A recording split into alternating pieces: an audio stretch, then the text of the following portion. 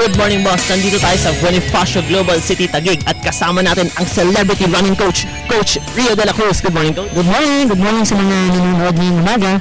Okay, so Coach, napansin ko parang ang dami yata nating kasama dito. May gathering tayo. Anong meron? Actually, ito yung aming free running clinic, no, sa mga runner na gustong mas ma-improve yung kanilang performance or running forms. Paano ba yung tamang running form? Meron palang ganun? So, umpisa natin sa upper body mo. So, basically, as much as possible, dapat relax yung katawan mo or yung mga muscles while running, especially yung sa upper, para yung blood flow, blood concentrated doon sa working muscles. So, start natin sa shoulder. So, yung shoulder dapat hindi siya tense, relax lang. Ito yung tense, dapat relax lang siya, no? Then yung elbow, as much as possible, 90 degrees yung angle. Yung fist, dapat hindi siya na-close or hindi siya tense, dapat relax lang. Pag swinging mo forward, dapat hindi siya magkukross sa midline. Dapat as much possible dyan lang siya. So, pag swinging mo forward, as much possible, hindi siya mas mataas sa shoulder.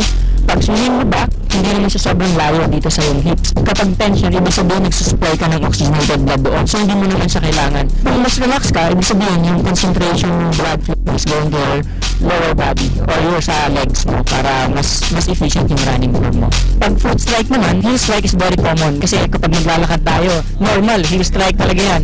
Yung lead foot naman, ito yung mas nire-recommend natin lalo na kapag long distance. Kapag sprinter ka, tip toes naman yung ginagamit natin. So, as long as hindi ka naman na-enjoy doon sa running form mo, huwag mo lang baguhin. Ano bang health benefits na nakukuha natin out of this? As na-exercise natin kasi every time na nag-exercise ka, nag-exert siya ng effort. So, mas malakas siyang pag-pump ng heart mo, mas maraming oxygen na blood yung mapapump niya going to your working muscle. So, nabababa niya din yung blood pressure. So, yung risk ng heart attack, mas malilimit siya. And at the same time, for me especially, nakakawala siya ng stress. So, kapag pagod ako or marami akong iniisip, tumatakbo lang ako. So, napapalitan siya ng mga positive ideas, mga ganyan. Coach, pardon the ignorance. Ano bang pinagkaiba ng running sa marathon? Yung marathon kasi 42 kilometers. So, pag sinabi mong running, so, tumatakbo ka or nag-jog ka or nag-run ka ng 3K, 5K, 10K, 21. Pag 21 ang tawag namin dyan, half marathon. So, I suggest dun sa mga gustong tumakbo ng 42K or marathon, serious sila sa training kasi mas maganda na kapag meron silang, kapag prepared sila doon sa race na yun, maganda yung experience nila when they cross the finish line. Kapag wala ka kasing training, mag-cross ka ng finish line, ayaw mo na ulitin kasi masakit siya. Pero kung meron kang paghandaan mo siya, sobrang sarap, gusto mong ulit-ulit.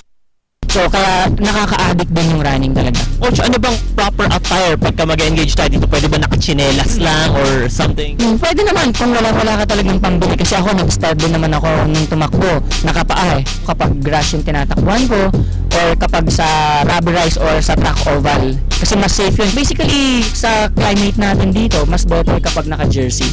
No? Tapos hindi dapat cotton kasi yung cotton nag-absorb siya nung pawis o mas matagal siyang matuyo.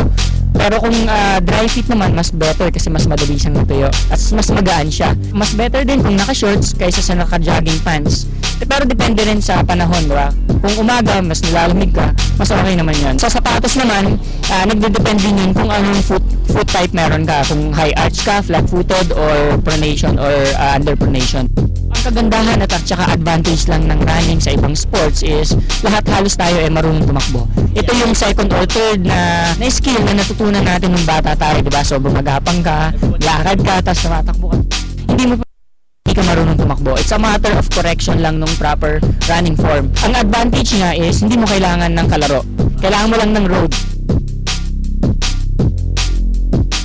I-invite naman natin yung ating mga boss dyan sa studio, pati mga nanonood sa bahay na i-try itong sport. Sumali kayo dito every Thursday sa BGC, every Wednesday naman sa Ultra, or visit our website www.banrio.com or yung Facebook namin para sa mga announcement ng mga upcoming running clinic. Free lang to. Pwede kayong maghatak ng kaibigan, kapatid, or girlfriend, or asawa. No? So, open siya for all ages na gustong matutong tumakbo. So, very, very, very easy and ako mismo yung magtuturo sa inyo. Thank you, Coach. At ayan, handa na ba kayo magpawis? Sana oo dahil tatakbo na tayo. Let's go!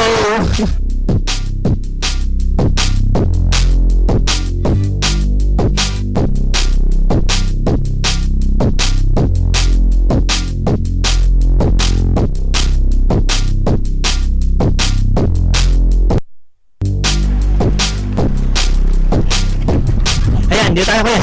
Yan, may mga bago tayong kaibigan dito. Bakit nyo ginagawa tong sport na to? Para sa akin, for the health purposes na rin eh. Hindi mo tayo babata, so health and meeting new friends. Kung puro tayo, stress na sa trabaho, syempre kailangan rin naman natin ng enjoyment. Kung kasama ang pamilya, mas masaya siguro habang tumatakbo. Then, yun na yun siguro isa sa mga family bonding.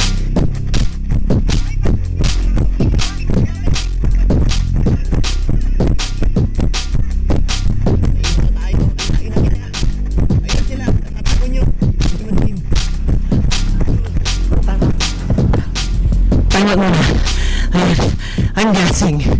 Nakatatlong ikot pa lang kami, pero pagod na ako. Siguro kasi hindi ako sanay and hindi siya ginagawa everyday. Anyway, okay siya, masaya. Simple, relaxing, stress relieving, pero challenging. Hindi mo naman kailangan tumakbo sa ilalim ng mainit na araw. Ganyan ngayon, we can do this anytime. Basta meron lang, safety area. China-challenge ko kayo lahat. Yung nasa studio, nanonood sa bahay, pati yung mga nakikinig sa radyo, nasa live streaming. Try this out kasi siya, pwede siyang family bonding. Ito pong muli ang inyong fitness connoisseur, Joe Tomesis. Good morning, boss! Takbo pa ako!